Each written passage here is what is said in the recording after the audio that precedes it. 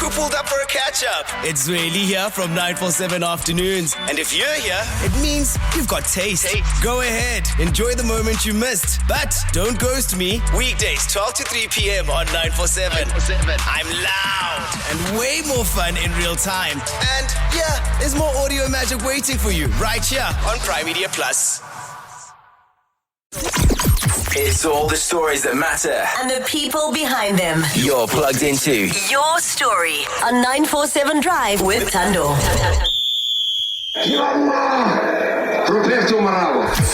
People were saying welcome back, and I said it wasn't a welcome back. It's actually a continuation of a journey, especially when it comes to radio. You know, radio's always been a deep passion of mine.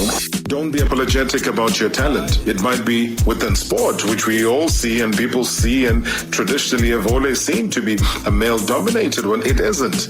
That is a fallacy. Don't believe that. ukuthi isikhathi sokuthi sivalelise kunina nonke emakhaya njengoba sisodedela unathi nohlengiwe abazoba nani kusihlwa kodwa ke sesevala sijije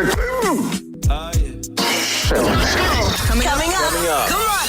Tell me. From the big moments To the day-to-day grind. Let's go. we're delving deep into your story on 947 Drive With Thando. And he joins us now live in studio, ladies and gentlemen, the legendary Robert Marawa.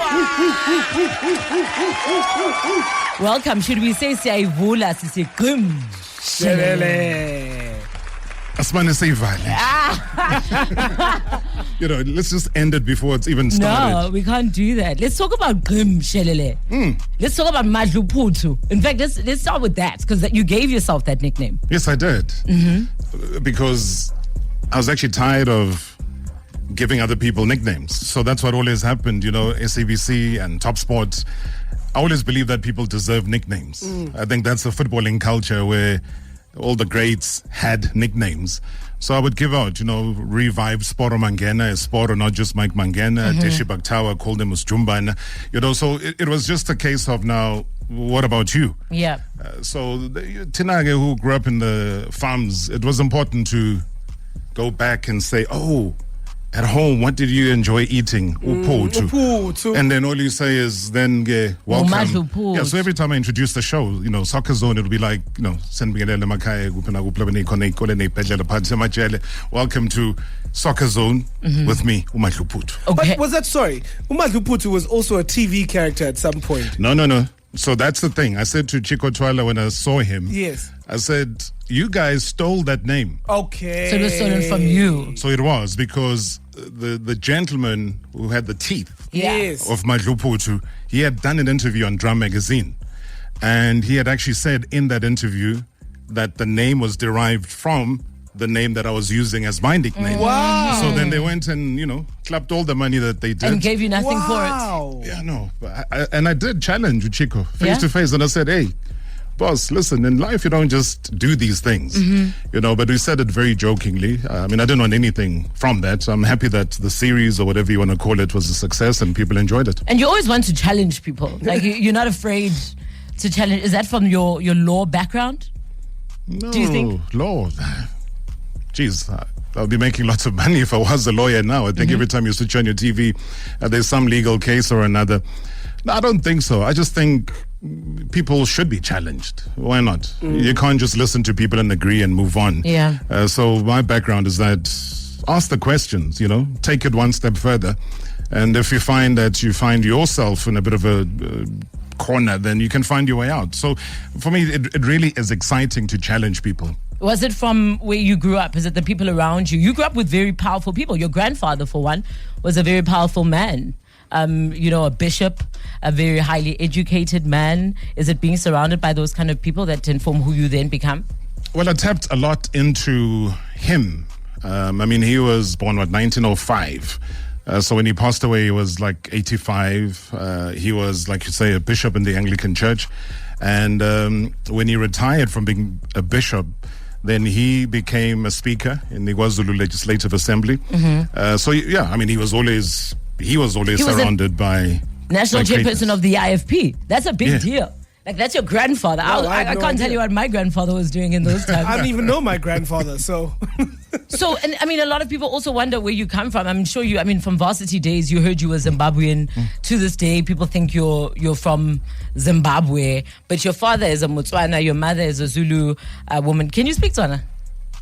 Well, you've just said umama umzulu. So, awubu So I was born in Vryheid, and you grew up in Kandla. So which other language choice do you have there? Except if either you speak Afrikaans or you speak isiZulu or you zama in English. That's all. In your book, you do talk about how your mother and your father met. Can you share that love story with us?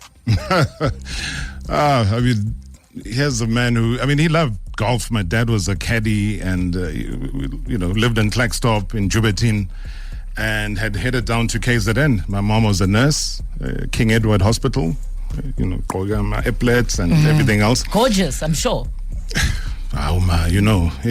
We try and, tap into those genes a little bit. But I think I failed dismally.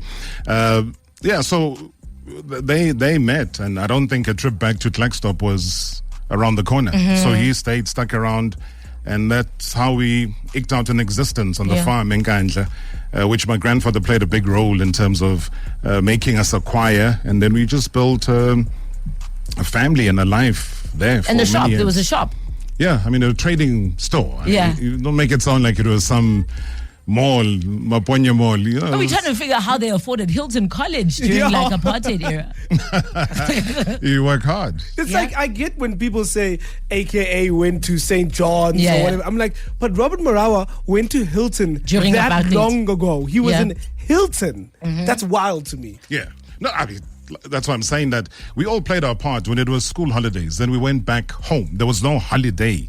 So we didn't know what a holiday is. When you had to come back to school to then write about holidays, and all these kids were talking about having gone to Cape Town and gone to the sea and the ocean and gone to Mauritius and surfing. Skiing, I don't know anything about skiing and surfing and whatever. So I would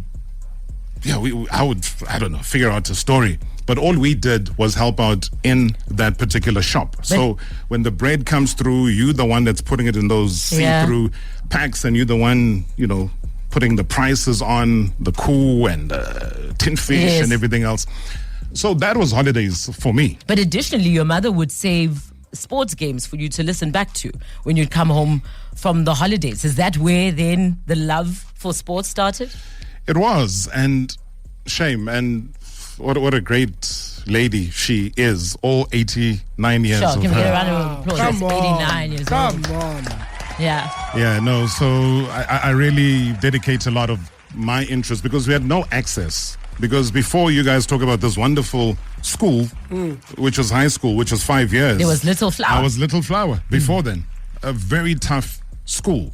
And I think that taught me life. That taught me survival.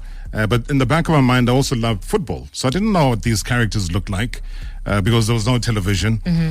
So I would ask Uma, please, in the VHS tapes, please try and record. And I would teach her how to do these recordings so that when I got back home, the VHSs were there. When they'd finished watching TV, then I would sneak in this VHS and then I'd watch the old matches. In the same way that she would keep the newspapers for me. It's not like we got newspapers on the day. So if a City Press came through, it was the next week. If a Sowetan came through, it was 4 days later.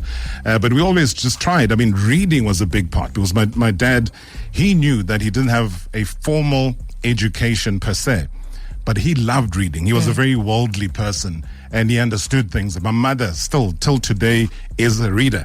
So it was just a family of what else do we do on the farm? You take your bicycle, you go riding around, but you're coming back to do it, to work. But the reading part was the part, especially, I loved, watching the news, reading newspapers, current affairs. So that is why my bond with my late friend, Xolani Gwala, was that strong, was because he loved sport. I love current affairs, and we would have conversations until the wee hours of the morning because it kind of cross-pollinated each other. The interests were there. How did you meet Xolani? I met him here in Joburg.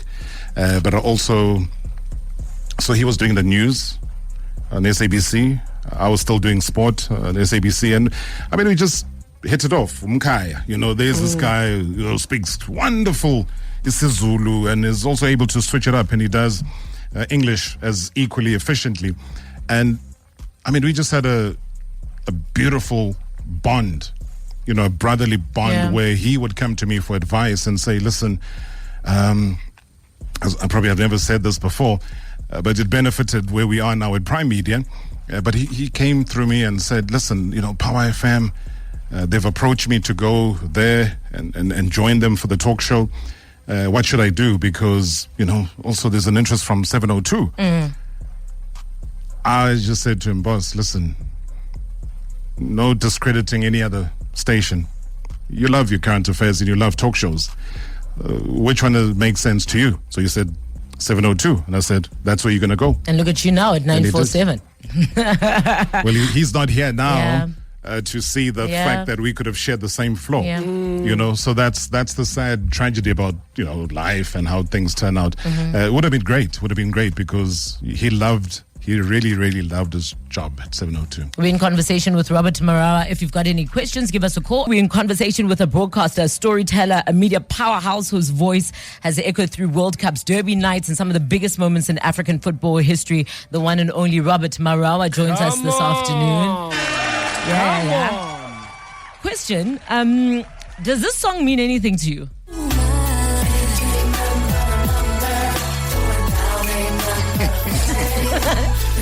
I have for you, it'll never change. Aaliyah. I met her, hey? I know. Wow. I met Aaliyah. So, I was listening to Vusile Tswala's show on Metro FM. So he had a daytime show, 12 to 3. And I just heard Aaliyah was there. So I used to read a lot of Word Up magazine, Right On, and all of that. I just love that whole hip-hop culture. Heavy D and the Boys, I heard him last week. You guys were playing him on the show. I was like, oh, wow. Oh, Heavy D and the Boy. I mean, hey, multi-award winning show. We have to. We have to, Yeah. So I heard Vusi saying he's going to be interviewing this lady that's on the up and up in terms of music, and mentions her name. So I was just like, oh, wow, this is Aaliyah. I've read about her. She hadn't been at that level that we all know now. But I was like, there's no way. I mean, obviously, you're at varsity. There's no vehicle that you have. So I hit my V2 and I walked across to the SABC. And literally hadn't no idea where I'm going. But I just remember then Metro FM was, 6 floors underground or 2 floors, whatever it was. But it was not at the reception. And as God would have it, as I walked in, they were walking out with the mother. And I was like, wow, there she is. Wow. So I kind of, lost my mind. I was like, wow, this is the superstar to be. And I approached the mom. I was like, hi, ma'am, how are you? Very respectful. Very respectful, So I'm not jumping now, going to the actual artist.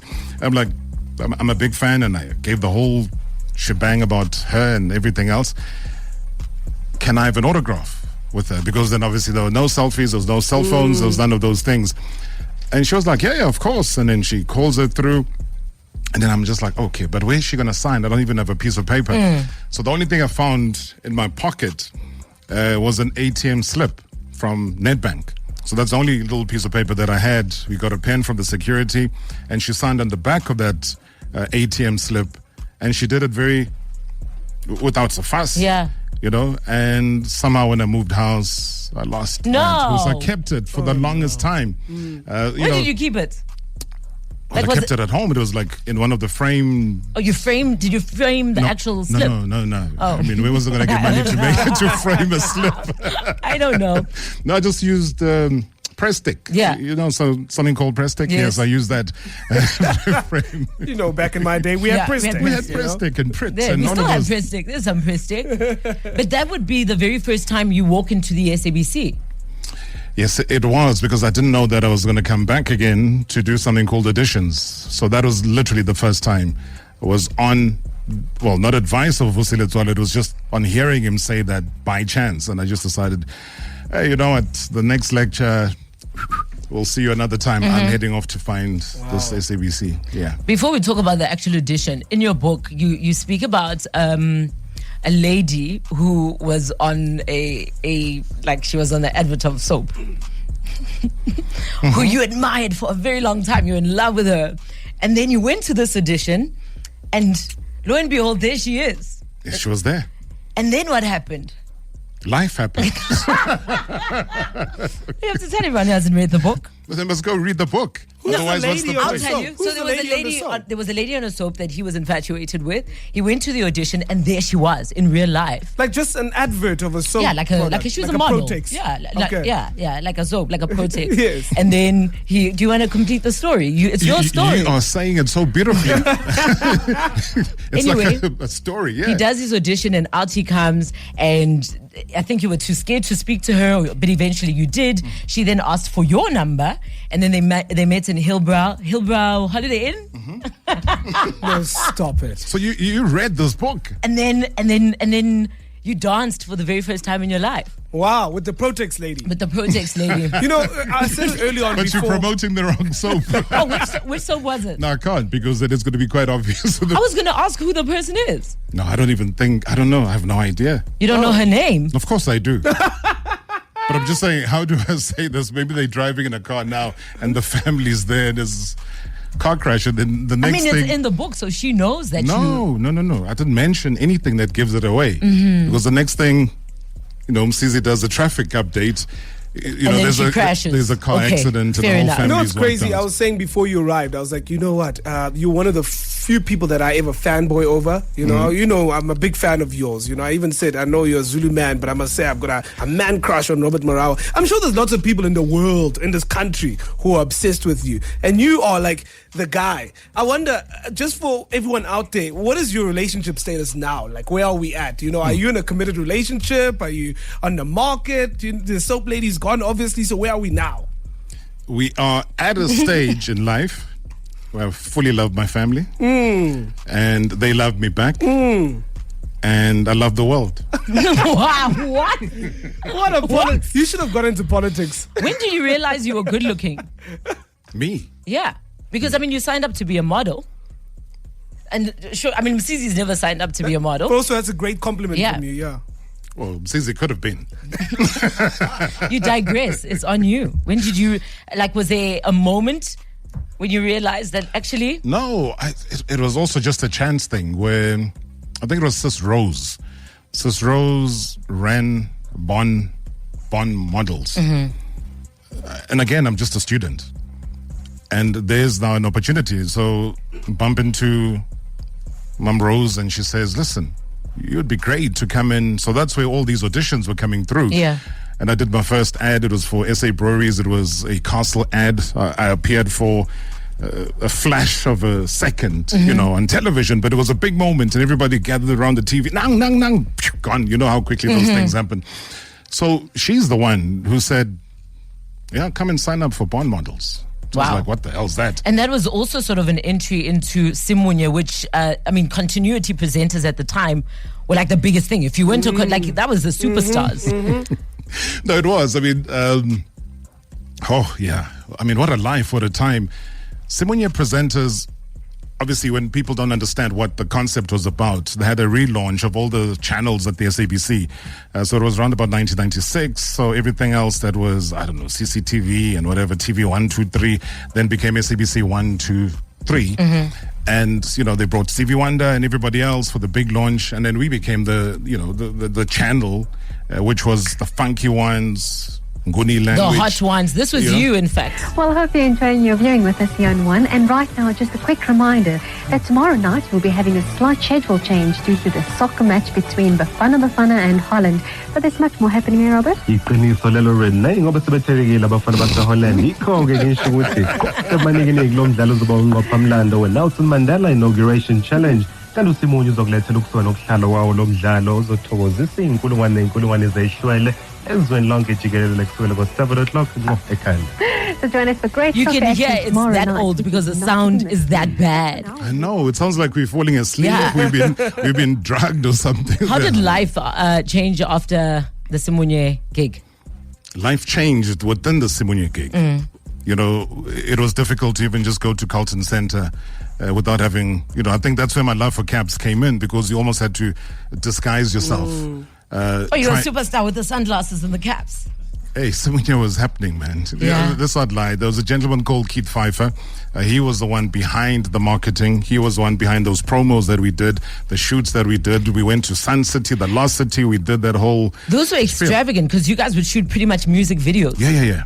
Like, remember that there was one with the plane. I don't know if you were part of that. That's the one I remember top of mind. There was a plane and then all the females were pretending to be like hostesses. Yeah. I think it was probably later. After, okay. Yeah. But we went to the Lost City. Not that we stayed there, but we went to shoot there. My African dream. We did like a whole extravagant thing, and Vicky Sampson was there. I don't know. I mean, it was a big budget thing because SABC One was pulling in the numbers. They had Generations pulling in the numbers. They had the sports shows, which I obviously then wanted to be a part of. So I was like, okay, great. This Simunye thing is beautiful, but it's also just taking away a lot of one's personal private life. But I just wanted to do sport. Yeah. But little did I know that sport was going to become even bigger than whatever was happening on Simunye because, one was thrust into the deep end of broadcasting then. We'll talk about how sport became the biggest and has you become the biggest sportscaster in all of Africa and I'd argue the world. Next. Can't believe how quickly the time has gone. I mean, I wish I could just pause it or pause Brandy. Let's pause Brandy and speak to Naledi. Naledi, good afternoon. Good afternoon, Thando. Rob is in the building. What do you want to say to him? Just a message of appreciation. Hello, Uncle Rob. Naledi, how are you? I'm good, thanks. Just wanted to appreciate you today. You've played a very big role in my career. You continue to play that very big role in my career. I remember in 2022, just 22 years old, literally just 2 years of experience in the radio space, and you gave me the opportunity to stand in for you when you went to the UK, and that truly just changed the trajectory of my career. And for that, I just want to say thank you. Know that every single day I'm grateful for the part you've played. An absolute pleasure. I find nothing greater in life to do than to see sincerity in people's voices and look at them in the eye, and they come through and they say they want to be broadcasters. There are people that will approach you, but they just want the fame that goes with. So there's gazillion and one people that have said, okay, great, and then you ask them a couple of questions, but I volunteer because I know how difficult the industry is.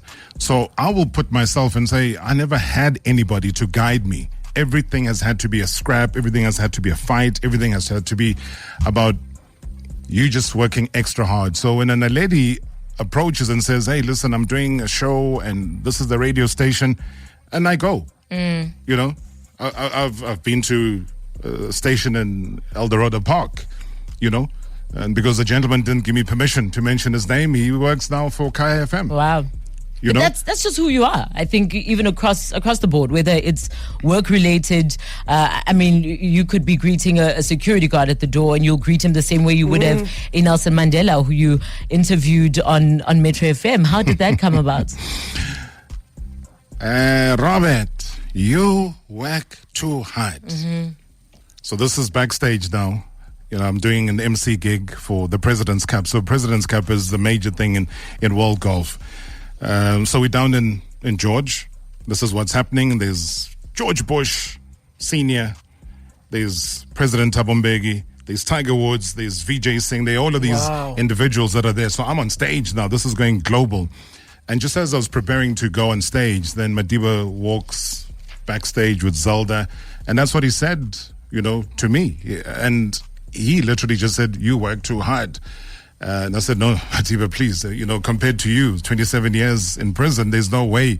And he says, yeah. Zelda here tells me all the time that I rested for 27 years. Now it's time for me to work. So when you have a global leader with that charisma who tells you how hard you work, and I said, that there's one thing I've always wanted to ask you is, can I just do an interview with you on radio? It's going to have nothing to do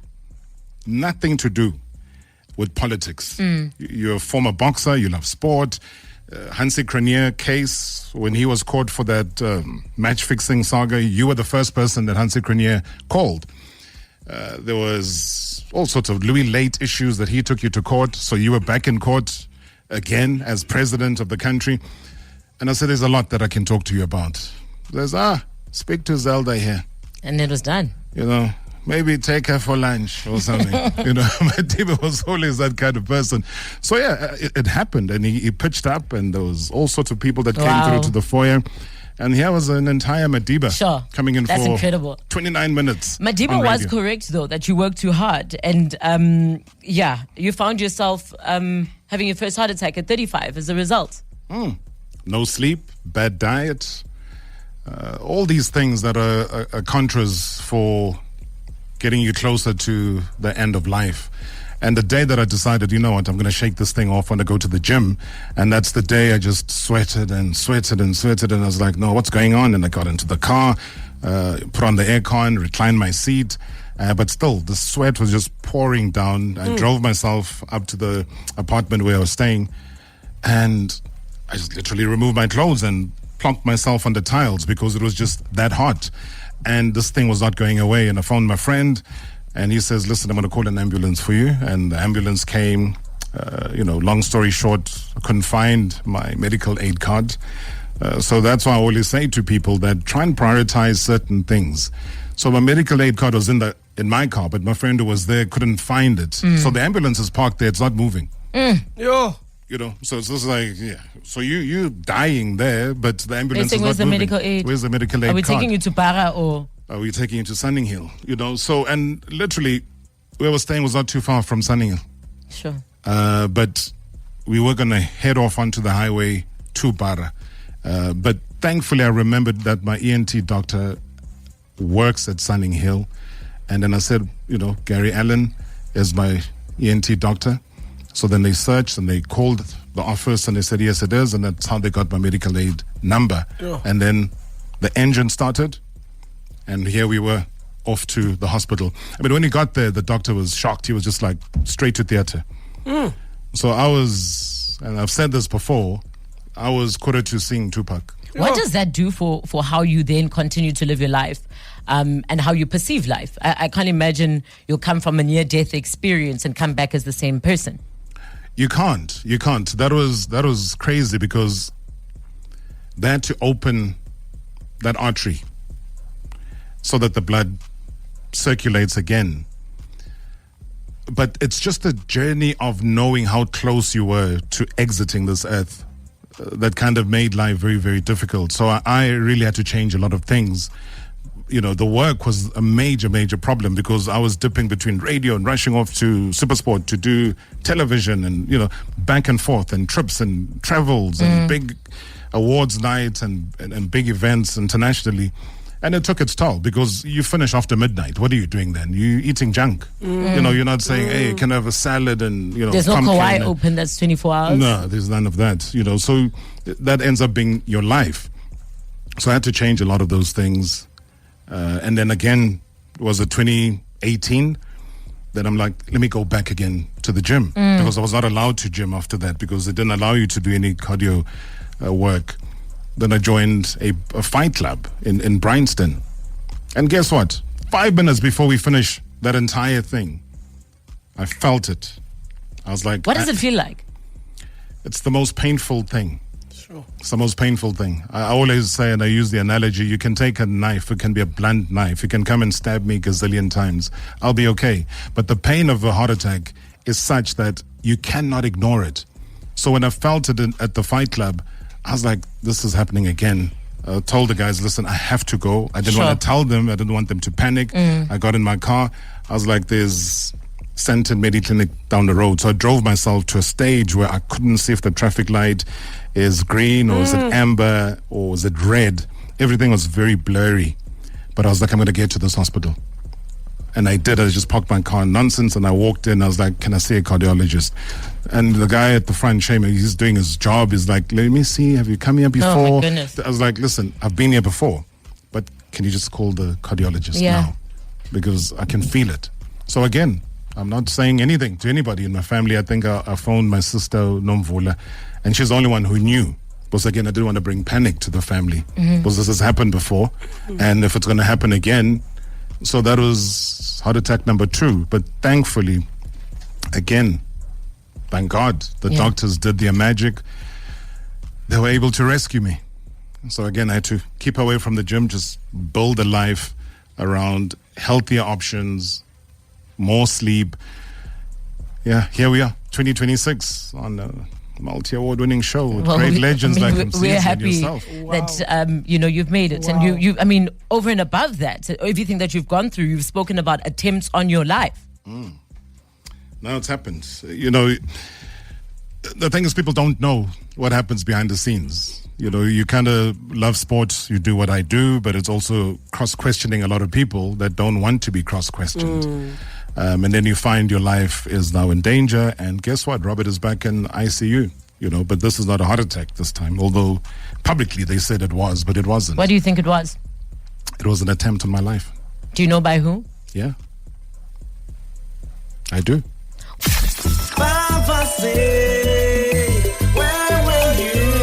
All right, today's Baba's Day track selected by our Your Story guest, Robert Marawa. Where were you when AKA released Mbuzi? The year was 2023, so just, 3 years ago. One of the standout tracks from AKA's critically acclaimed album, Mass Country.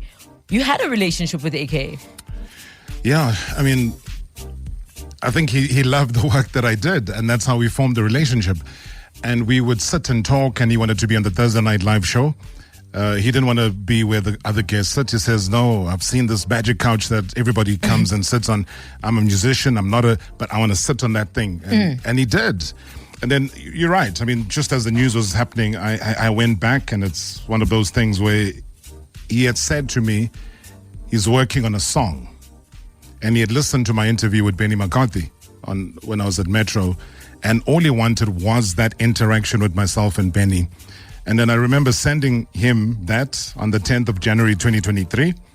And then on the 11th, I asked him, did it work out? Yeah. And then on the 14th of Jan, he sends me a Dropbox. He says, I did work perfectly, but then I decided I wanted to use your catchphrase. So I made this little banger. I think it is going to be a big, big song. Praying Hands. Love that. Wow. It's the AKA Mbuzi. Today's Baba's Day track released in the year 2023 as selected by Robert Marawa. But really, it just speaks to who you are, right? I was saying to Msizi one day, Nasty C will call him up and say, I don't know. I want to sample 10702, 702. Exactly. There's One traffic day. on Bears. One day. But it's the impact that you have on people's lives. I mean, I remember we'd cross paths pretty much every day in the SABC corridors. Didn't speak much, but, you were always gracious. I mean, I was little old me. You were, the famous Robert Marawa, and you'd take it, upon yourself to greet little old us. But I think it's what you do with every person that crosses your path. I think you exude kindness. You exude a sense of power. I think people don't just come at you. Like, you can't just come at you. Presence. Yes, that's the word. You have a sense of a presence that is completely undeniable.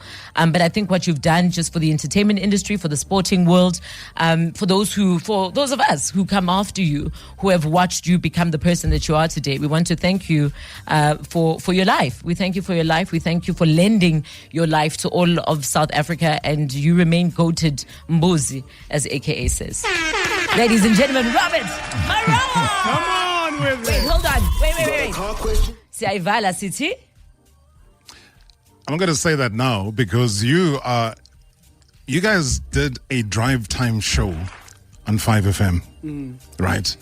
You guys got the entire nation crying when you guys had the honor and the privilege of saying goodbye in your last show. People were crying on radio when you guys were fired. So there is no way that it was little old you. You were a superstar, so I was not worthy to gather the crumbs under your table. So if I could just greet and walk by, that would be enough. But at least you responded. So thank you for acknowledging people that were, just doing sport. So here we are. And here's the duo still on 947. And you guys do an amazing job. And the fact that you bring people on here to tell their story is the amazing part, because we listen attentively every single Friday. And because we don't tell stories, we don't record our history. And that's what I've always lamented, is that what history are we going to leave for the kids? So it's either you document it and you write a book, or you document it and you do a docu-series, whatever it is, but you got to leave your trail behind, You know, so, big up to the team here for allowing people to come through, get them closer to the audience, get them closer to the people that have watched them. I mean, I heard Silo say, don't you know? I was, I've been acting for so long. These people must respect me. Yeah. But you have to respect the fact that he feels that way. Whether he's wrong or right, it doesn't really matter. He's the legend. He's the GOAT. He's the superstar. And it's always important to interact. And when you interact on a platform like this, for me, it means everything. And of course, I mean, what would the interview be without him taking over and now hosting the show? You will be happy to know that Marawa Sports Worldwide is up at 6 p.m. here on 947. Once again, ladies and gentlemen, the incredible Robert Marawa. From the big moments to the day-to-day grind. We're delving deep into your story. On 947 Drive with Thando.